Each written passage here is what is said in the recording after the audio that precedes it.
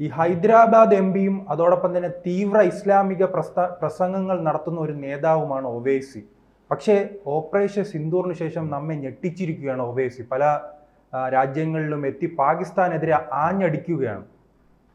അദ്ദേഹം പറഞ്ഞിരിക്കുന്നത് അൾജീരിയയിൽ വെച്ച്, അതായത് ഈ ഇന്ത്യയിൽ നിന്ന് പോയിരിക്കുന്ന സർവകക്ഷി സംഘത്തിൽ അൾജീരിയയിൽ നടത്തിയ പ്രസംഗത്തിലാണ് ഈ ഒവൈസി പറഞ്ഞത്, പാകിസ്ഥാൻ ഭീകരതയുടെ, അങ്ങനല്ലേ ആ സെന്റൻസ്, ഭീകരത ഉത്ഭവിച്ചത് പാകിസ്ഥാനിൽ നിന്നാണ്. അതിൽ പരം വേറെ ഇനിയൊന്നും വിശദീകരണം വേണ്ട. ഭീകരത ഉത്ഭവിച്ചു എന്ന് പറഞ്ഞാൽ തുടങ്ങിയ ഇടം അവരാണ് കണ്ടുപിടിച്ചത്. ഭീകരരുടെ അച്ഛൻ പാകിസ്ഥാൻ എന്ന് തന്നെ പറയാം. അല്ല, അവരാണ് ഇത് കണ്ടുപിടിച്ചത്, അവരാണ് ഇതിനെ വളർത്തിയത്, അവരാണിത് നാട് മുഴുവൻ നടപ്പിലാക്കിക്കൊണ്ടിരിക്കുന്നത് എന്ന്. അപ്പം എനിക്ക് തോന്നുന്നു ഈ ഒരു ഇന്ത്യ നടത്തിയ ഓപ്പറേഷൻ സിന്ദൂറിലൂടെ ലോകത്ത് ഈ പാകിസ്ഥാനെക്കുറിച്ചുള്ള ഒരു വ്യക്തമായ ചിത്രം എല്ലാ രാജ്യങ്ങൾക്കും കിട്ടി. മുമ്പ് ഇന്ത്യ ഇതൊക്കെ പറയുമ്പോൾ തെളിവെവിടെ എന്നുള്ള ചോദ്യമാണ് UN പോലും ഉണ്ടായിട്ടുള്ളത്. അതുകൊണ്ട് നമ്മുടെ ചോദ്യങ്ങളൊക്കെ അപ്രസക്തമായ പോയ കാലമാണ് മുൻകാലങ്ങളൊക്കെ. അതൊക്കെ മാറി എന്നുള്ളതാണ്. ഇപ്പം ഇവർ സർവകക്ഷി സംഘം ഇങ്ങനെ പലയിടങ്ങളിലും ചുറ്റിക്കറങ്ങുകയല്ലേ, അതിനകത്ത് പലരും എല്ലാ കൃത്യമായ ചിത്രം തെളിവുകൾ സഹിതമാണ് ഹാജരാക്കി. കാരണം നമ്മുടെ കേരളത്തിൽ നിന്നുള്ള ജോൺ ബ്രിട്ടാസ് അടക്കമുള്ളവർ കത്തി കയറുകയാണ്. അതെ, ET മുഹമ്മദ് ബഷീർ മുസ്ലിം ലീഗില് അദ്ദേഹം റിയാദിലാണ് പ്രസംഗിച്ചത്. അദ്ദേഹത്തിൻ്റെയൊക്കെ പ്രസംഗം എന്ന് പറയുന്നത് അവരവിടെ പറയുന്നില്ല ഞാൻ രാജ്യത്തെ പ്രതിപക്ഷമാണ് എന്നൊന്നും പറയുന്നില്ല. അദ്ദേഹം ആയിക്കോട്ടെ, പ്രതിപക്ഷമാണ്, രാജ്യത്ത് പ്രതിപക്ഷം വേണം, ഭരണപക്ഷം വേണം, അങ്ങനെ ഉണ്ടായാലല്ലേ രാഷ്ട്രത്തിന് നേട്ടം ഉണ്ടാവുകയുള്ളൂ. അപ്പോൾ അത് ഇന്ത്യക്കകത്തുള്ള, രാജ്യത്തിനകത്തുള്ള രാഷ്ട്രീയമാണ്. ആ നാട്ടിലും ഉണ്ട് അതുപോലെ ഭരണപക്ഷവും ഉണ്ട് പ്രതിപക്ഷവും ഉണ്ട്.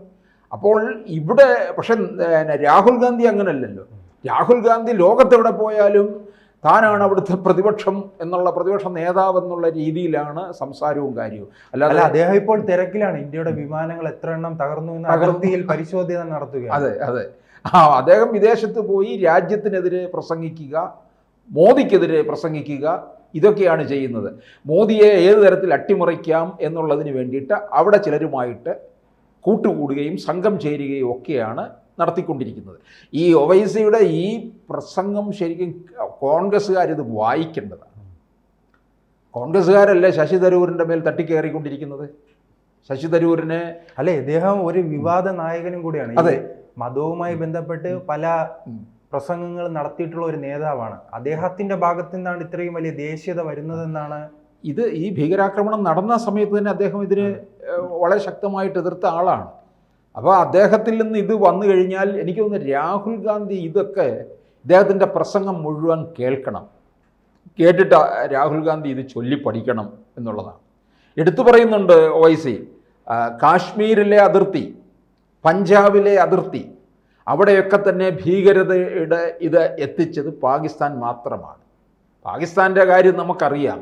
പാകിസ്ഥാൻ ഇത് മുഴുവൻ, നമ്മളെപ്പോഴും പറഞ്ഞിട്ടുള്ളത് പാകിസ്ഥാൻ ഭീകരതയുടെ ഹബ്ബാണ്, ഭീകരതയുടെ ഉറവിടമാണ്, അവരതിനെ വളർത്തുന്നു, അവരുടെ ഖജനാവ് മുഴുവൻ ഭീകരതയ്ക്ക് വേണ്ടിയാണ്, ഭീകരാക്രമണത്തിന് വേണ്ടിയാണ്, ആയുധം വാങ്ങാനാണ് ഉപയോഗിക്കുന്നതെന്ന് പറഞ്ഞു. പക്ഷേ ഇവിടെ ഒറ്റ സെൻറ്റൻസിലൂടെ ഭീകരതയുടെ ഉത്ഭവം എന്ന് പറയുമ്പോൾ ആ ഒരു വാക്യത്തിൽ തന്നെ അതിൻ്റെ അർത്ഥം വളരെ ആഴത്തിൽ കിടപ്പുണ്ടെന്നുള്ളതാണ്. അത് പാകിസ്ഥാൻ മാത്രമാണ്.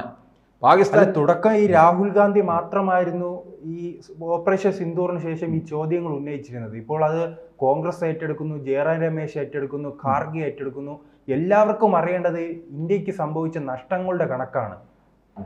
പക്ഷെ അവർക്ക് എന്നിട്ടും ഇത് നമ്മുടെ രാജ്യം ഇത്രത്തോളം തിരിച്ചതിന് ഞാൻ ചോദിച്ചോട്ടെ, ഒരു യുദ്ധം ഉണ്ടായാൽ ഏതെങ്കിലും ഒരു കക്ഷി വിജയിക്കും, പക്ഷേ ഇരുപക്ഷത്തും നാശനഷ്ടങ്ങൾ ഉണ്ടാകും. മഹാഭാരത യുദ്ധം നടന്നു, 18 ദിവസം നീണ്ടു നിന്ന യുദ്ധം. ഏറ്റവും കൂടുതൽ സൈന്യമുണ്ടായിരുന്നത് കൗരവർക്കായിരുന്നു. 18 അക്ഷൗഹിണിയാണ് ഉണ്ടായിരുന്നത്, രണ്ട് പേർക്കും കൂടെ ആയിട്ട്. അപ്പോൾ ആയുധബലമൊക്കെ ഉണ്ടായിരുന്നു. പക്ഷേ ആയുധബലത്തിൽ കുറവ് പാണ്ഡവർക്കായിരുന്നു. വിജയം പാണ്ഡവർക്കുണ്ടായി. പാണ്ഡവർക്ക് നഷ്ടം ഉണ്ടായില്ലേ? ഇരുപക്ഷത്തും നാശനഷ്ടങ്ങൾ ഉണ്ടാകും, ആളും അർത്ഥവും നഷ്ടമുണ്ടാകും. അതുപോലുള്ള നഷ്ടം ഉണ്ടായിട്ടുണ്ട്. അത് നമുക്കില്ലെന്ന് പറയാൻ പറ്റുമോ? യുദ്ധം ഉണ്ടായാൽ അങ്ങനല്ലേ? ഇപ്പം നമ്മുടെ വാഹനം ചെന്ന് വേറൊന്നിനെ ഇടിച്ചാലും നമ്മുടെ വാഹനത്തിലോട്ട് വന്നിടിച്ചാലും ആ രണ്ട് വാഹനത്തിനും കേടുപാടുകൾ സംഭവിക്കുമല്ലോ. അതുപോലെയുള്ള ഒന്നാണ് സംഭവിച്ചിരിക്കുന്നത്. അല്ലാതെ നമ്മുടെ കണക്കെടുക്കുകയല്ല. നമ്മുടെ ഞാൻ ചോദിച്ചോട്ടെ, നമ്മുടെ വിമാനത്തിന് എത്ര നഷ്ടം ഉണ്ടായാലും നമ്മൾ അവർക്ക് കൃത്യമായ തിരിച്ചടി കൊടുത്തില്ലേ? തിരിച്ചടി കൊടുത്തു കഴിഞ്ഞ് അവസാനിപ്പിച്ചിട്ടില്ല. നരേന്ദ്രമോദിയും കഴിഞ്ഞ ദിവസം പ്രതിരോധ മന്ത്രി രാജ്നാഥ് സിംഗും തന്നെ പറഞ്ഞത് ഓപ്പറേഷൻ സിന്ദൂർ അവസാനിച്ചിട്ടില്ല. ഓപ്പറേഷൻ സിന്ദൂർ അവസാനിച്ചിട്ടില്ല എന്ന് ഇവർ പറഞ്ഞാൽ അതിൻ്റെ അർത്ഥം എന്താണ്? പാകിസ്ഥാൻ ഇപ്പോഴും അണിയറയിൽ തയ്യാറെടുപ്പ് നടക്കുന്നുണ്ട്. അത് മനസ്സിലാക്കിയിട്ടാണ് അവിടെ ചെന്ന് കയറി അടിക്കുമെന്നാണ് നരേന്ദ്രമോദി പറഞ്ഞത്. ഇങ്ങോട്ട് ചെയ്തു കഴിഞ്ഞാൽ അവിടെ വന്ന് തിരിച്ചടി കൊടുത്ത് പത്തിക്ക് അടി തന്നെ കിട്ടുമെന്നുള്ള രീതിയിലാണ് പറഞ്ഞിരിക്കുന്നത്. അപ്പോൾ ഈ അൾജീരിയയിലാണ് ഇത് പ്രസംഗിച്ചിരിക്കുന്നത്, ഈ ഒവൈസി പറഞ്ഞിരിക്കുന്നത്. നോക്കുക, ആ പ്രദേശത്തിൻ്റെ കാര്യവും നമുക്കറിയാവുന്നതാണ്. അൾജീരിയയുടെ ചരിത്രം നമ്മൾ നോക്കിയാലും അവിടെയൊക്കെ തന്നെ ഈ യുദ്ധത്തിൻ്റെ എപ്പോഴും ഒരു അന്തരീക്ഷത്തിൽ നിൽക്കുന്ന ഇടമാണ് അൾജീരിയ എന്ന് പറയുന്നത്. നല്ല സിനിമയൊക്കെ വരുന്ന ഒരു രാജ്യം കൂടിയാണ് അൾജീരിയ. അപ്പോൾ അവിടെയാണിത് പറഞ്ഞിരിക്കുന്നത്. പ്രത്യേകിച്ച് ഒവൈസിയെ പോലുള്ള ഒരാൾ എന്ന് പറയുമ്പോൾ അവിടെ അതോടൊപ്പം തന്നെ കേന്ദ്ര സർക്കാരിനെ ഇതിൽ അഭിനന്ദനം അർഹിക്കുന്നുണ്ടല്ലോ. കൃത്യമായി തന്നെ ആൾക്കാരെ സെലക്ട് ചെയ്തിട്ടുണ്ട്. ഇപ്പോൾ ശശി തരൂർ ആയാലും ഒവൈസി ആയാലും കേരളത്തിൽ നിന്നും ബ്രിട്ടാസ് ഉൾപ്പെടെയുള്ള, പകരം കൊടിക്കുന്നിൽ സുരേഷിനെ വിട്ടിരുന്നെങ്കിൽ ചിലപ്പോൾ കാര്യങ്ങൾ മാറിപ്പോവായിരുന്നു. ഈ സംസാരിക്കാൻ കഴിവുള്ളവരെ തന്നെ നോക്കിയാണ് വിട്ടിരിക്കുന്നത്. ഇപ്പൊ ഇതിനകത്ത് നമ്മളിപ്പോൾ ഇത്രയും കൊടിക്കുന്നിൽ സുരേഷ് ഉണ്ട്, രാജ്മോഹൻ ഉണ്ണിത്താനുണ്ട്. ഇപ്പം നമ്മൾ ഇവരെയൊക്കെ തന്നെ അല്ലെങ്കിൽ ഇപ്പം ഇത്രയും പേരെയൊക്കെ വിട്ടിരിക്കുന്നു. ഇവരൊക്കെ സംസാരിച്ചത് നമ്മൾ വാർത്താമാധ്യമങ്ങളിലൂടെ നമ്മുടെ അടുക്കൽ എത്തുന്നു. പക്ഷേ BJPയുടെ ആരെങ്കിലും ഇതിനകത്ത് സംസാരിച്ചതായിട്ടുള്ള കാര്യങ്ങളൊന്നും വലുതായിട്ട് വന്നിട്ടില്ല. ഇവർ സംസാരിച്ചതാണ് ഇപ്പോൾ ഹൈലൈറ്റ് ചെയ്ത് നിൽക്കുന്നത്. ഇപ്പോൾ തരൂർ പറഞ്ഞ കാര്യങ്ങൾ, തരൂർ അവിടെ ന്യൂയോർക്കിലൊക്കെ സംസാരിച്ചപ്പോൾ ഉണ്ടായ ഒരു ആവേശം, അദ്ദേഹത്തിന് പിന്നെ അല്ലാതെ തന്നെ ഒരു വലിയൊരു അംഗീകാരമുണ്ടല്ലോ. അദ്ദേഹത്തിൻ്റെ പിന്നെ തിരുവനന്തപുരത്തെ കേരളത്തിലെ തലസ്ഥാനമായ തിരുവനന്തപുരത്തിൻ്റെ MP ആണെന്നുള്ള രീതിയിലൊന്നും അല്ലല്ലോ തരൂർ പുറം ലോകത്തറിയുന്നത്. UN അണ്ടർ സെക്രട്ടറി ആയിട്ടിരുന്ന ആളല്ലേ. അദ്ദേഹത്തിന് അത്തരത്തിലുള്ള ബന്ധമാണ്. ലോകരാഷ്ട്രീയമല്ല, അദ്ദേഹത്തിന് നയതന്ത്ര ബന്ധങ്ങളിലാണ് അദ്ദേഹത്തിന് മുഴുകി നിൽക്കുന്നത്. പിന്നെ അദ്ദേഹത്തിൻ്റെ ഭാഷ, അദ്ദേഹം വിദേശങ്ങളിൽ സർവകലാശാലകളിൽ പോലും പ്രഭാഷണം നടത്താനായിട്ട് പോകാറുണ്ടല്ലോ. ലക്ഷക്കണക്കിന് രൂപയല്ലേ പ്രതിഫലമായിട്ട് പോലും വാങ്ങുന്നത്. പിന്നെ ഒന്നാം തരം എഴുത്തുകാരൻ. ഈ തരത്തിൽ അദ്ദേഹത്തിന് അംഗീകാരമുണ്ട്. അദ്ദേഹത്തിൻ്റെ വേഷവും എല്ലാം കൊണ്ടും പാശ്ചാത്യ സ്വഭാവം, അദ്ദേഹം ചെല്ലുമ്പോൾ തന്നെ ഇളകി മറിയുന്ന ഒരു സ്വഭാവമുണ്ട്. അപ്പോൾ ആ തരത്തിലുണ്ട്. പിന്നെ അതിൻ്റെ നന്നായിട്ട് ഒരു വാഗ്ധോരണിയും അദ്ദേഹത്തിനുണ്ട് എന്നുള്ളതാണ്. അതുകൊണ്ടൊക്കെ തന്നെയാണ് കോൺഗ്രസ്സുകാരെ അദ്ദേഹത്തിന് അടുപ്പിച്ചിട്ടുണ്ടോ. പല കാര്യങ്ങളും നമുക്കറിയാവുന്നതാണ്. കോൺഗ്രസ് അധ്യക്ഷ സ്ഥാനത്തേക്ക് പോലും അദ്ദേഹത്തെ അടുപ്പിച്ചിട്ടില്ല.